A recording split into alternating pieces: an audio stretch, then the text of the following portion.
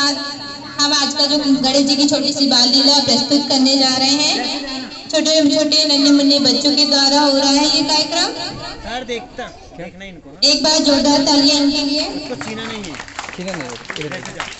ठीक है, स्टार्ट कर। वक्रतुंड महाकाय सूर्यकोटि समप्रभा निर्विघ्नं कुरु मे देवा सर्वकार्येषु सर्वदा।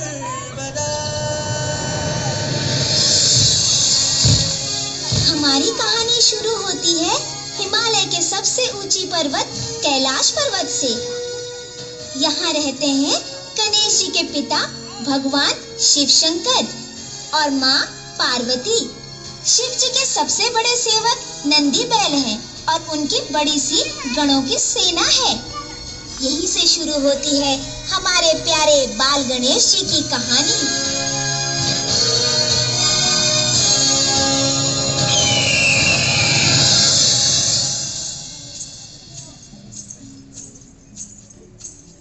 एक बार माँ पार्वती ने नंदी से कहा, आप आ जाइए।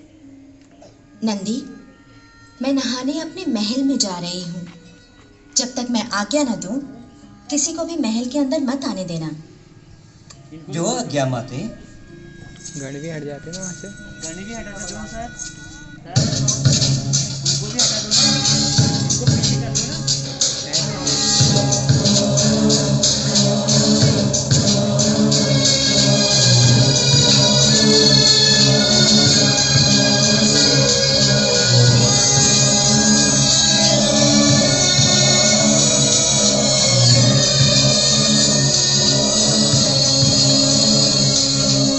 जय हो भोलेनाथ। रास्ते से हटो, अंदर जाने दो। क्षमा करें प्रभु, माँ पार्वती ने कहा है कि किसी को भी अंदर ना आने दें। अरे मूर्ख, यह आदेश औरों के लिए है। मैं तो उनका पति परमेश्वर हूँ। परे हटो। आप इधर आ जाओ ना।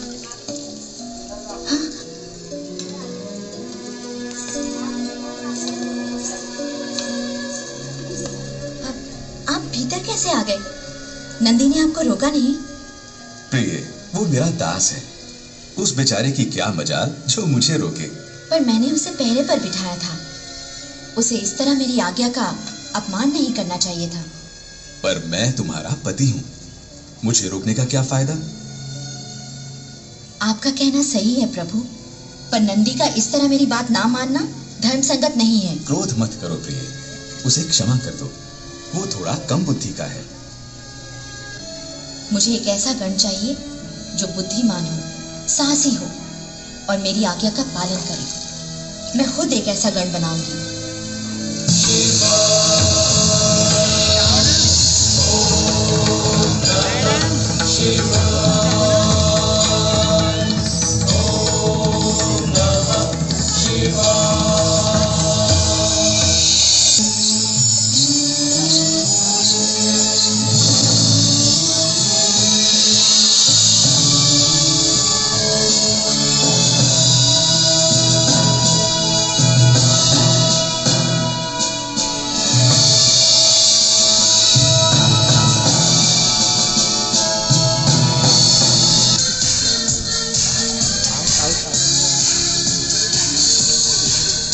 गणेश, पुत्र गणेश।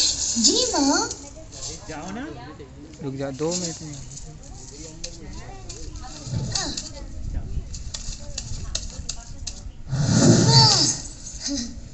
पुत्र गणेश।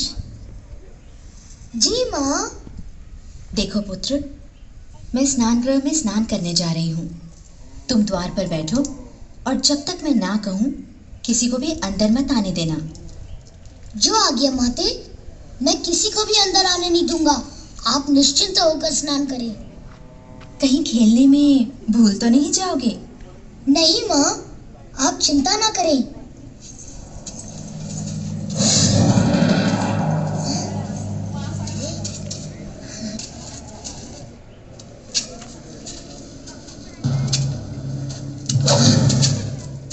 क्षमा करें प्रभु, आप अंदर नहीं जा सकते।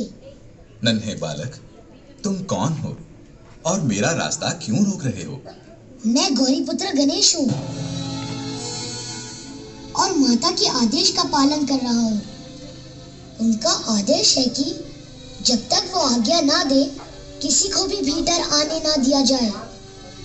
गौरी पुत्र, तब तो यह आदेश मेरे लिए नहीं है, क्योंकि मैं गौरीपति शिव शंकर हूँ।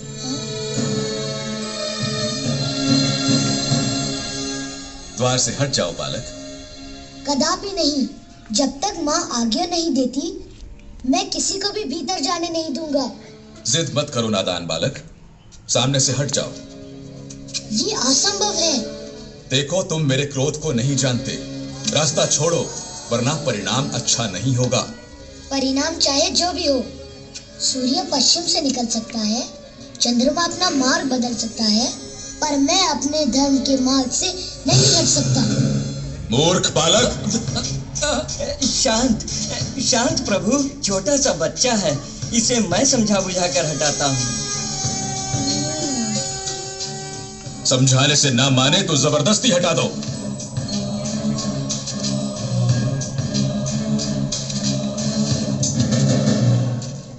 बालक गणेश, तुम मेरे स्वामी का गुस्सा नहीं जानते। बातें मत बनाओ, हिम्मत है तो मुझे हटा कर दिखाओ। मुझे मत ललकारो बालक। डरपोक हो तुम, डरपोक। ऐसी बात है तो मेरी शक्ति का सामना करो।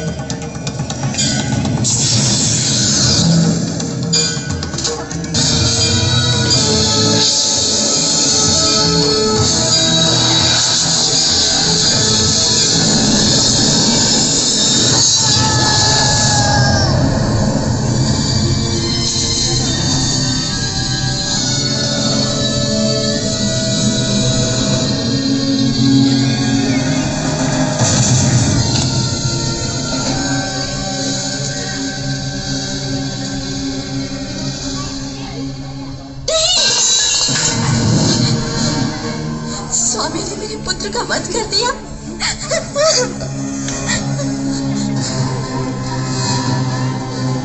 पुत्र गणेश,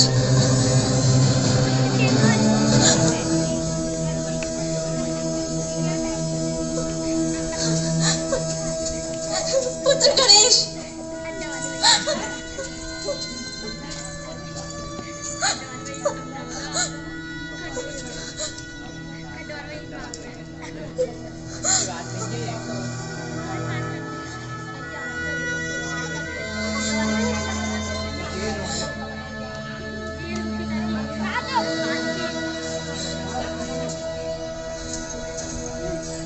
ये आपने क्या किया प्राणनाथ? क्रोध में अपने ही पुत्र का वध कर दिया और आप सब देवगण चुपचाप खड़े ये तमाशा देखते रहे। किसी को इस नादान बालक पर दया नहीं आई?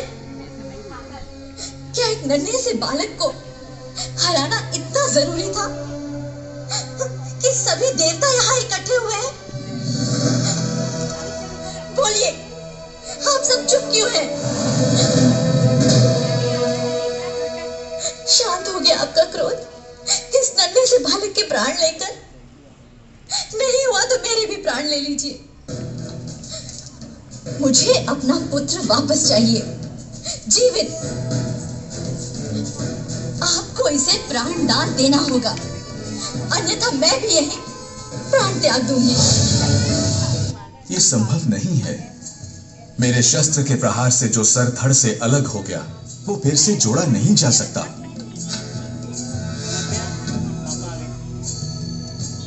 तब तो एक ही उपाय है,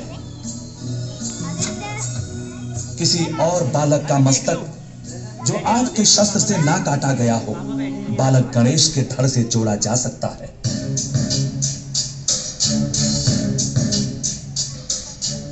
सोचने में समय नष्ट मत कीजिए, तुरंत अपने गणों को आदेश दीजिए।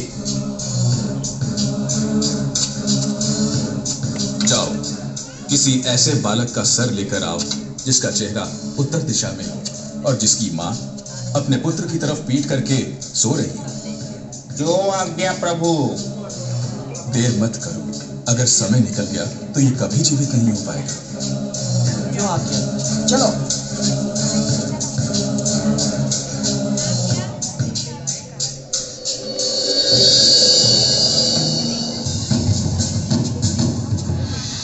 अरे मूर्खों, ये क्या ले आए? प्रभु, आपने जो आदेश दिया था उसके अनुसार यही एक बालक मिला, हम उसका मस्तक ले आए हैं। सोचने का समय नहीं है भोलेनाथ, इसी मस्तक को जोड़कर बालक गणेश को जीवित करो।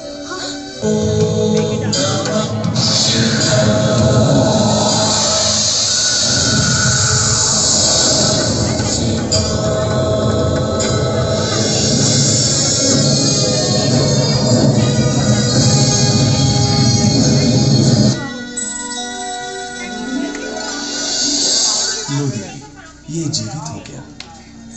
आपने इसे जीवित तो कर दिया प्रभु, परंतु इस रूप में इसे देखकर सब इसका मजाक उड़ाएंगे।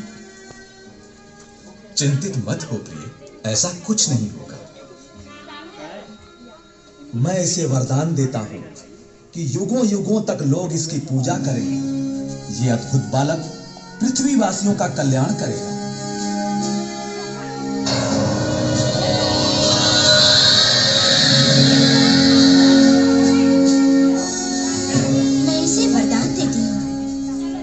जब भी कोई शुभ कार्य होगा तो सबसे पहले गणेश का पूजन किया जाएगा।